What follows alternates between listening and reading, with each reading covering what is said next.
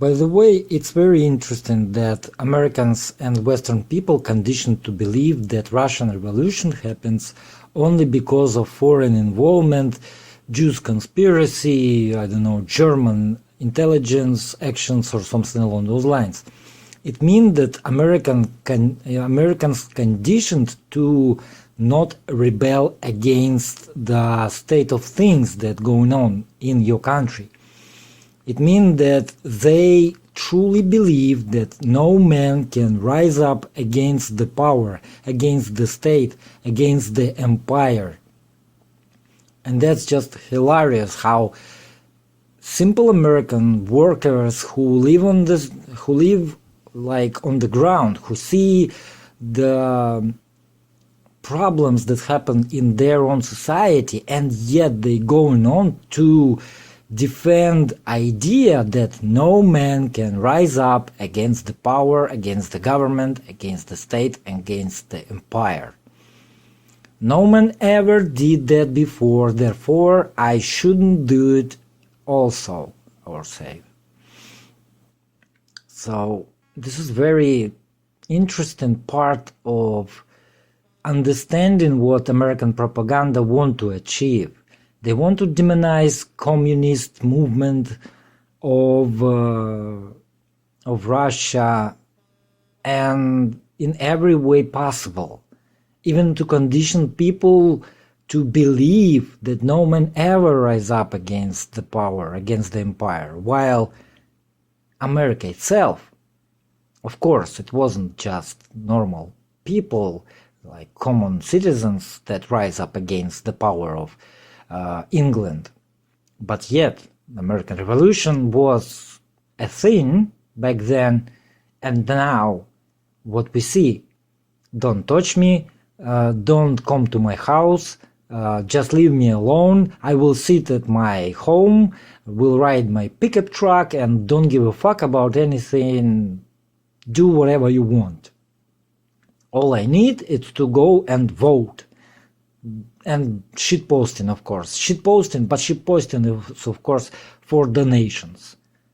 And you conditioned to believe that Russian Revolution happens only because of some involvement from the side, and not because of conditions that happen in Russian Empire for the period, and not because it was simply unlivable conditions, and not because people raised against this system.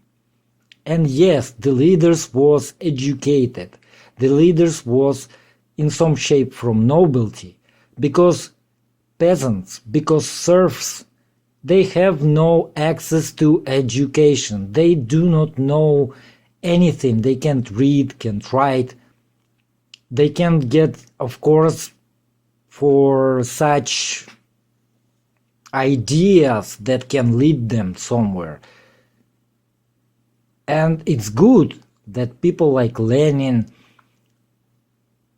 existed during the period, and it was not only Lenin, it was whole bunch of different groups of people. It was like tens of thousands, maybe even hundreds of thousands, different people who in different ways seen the problem and tried to solve them, sometimes with terror, sometimes with political measures, which was useless. Who prevent any other party from taking over the country when there was no Lenin or Stalin after after the February Revolution of 1917? Who prevent those people who was involved in the government during the time to take over the country and change things? No one. You're free to do whatever you want. And people, of course, supported Bolshevism not because the terror. They supported Bolshevism because Bolshevism proposed decisions for the problems Russian Empire had. That's why people support them. That's why majority, vast majority of population in Russian Empire and Russia in that time, in newborn Soviet Republic, support Bolsheviks because they not only proposed to solve the problems, but also in only 4 years they solved the main problems. And in future 20 years only, they built the whole country that stood against the German machine, which was supported by the whole Europe. Stop be slaves of your government and your propaganda.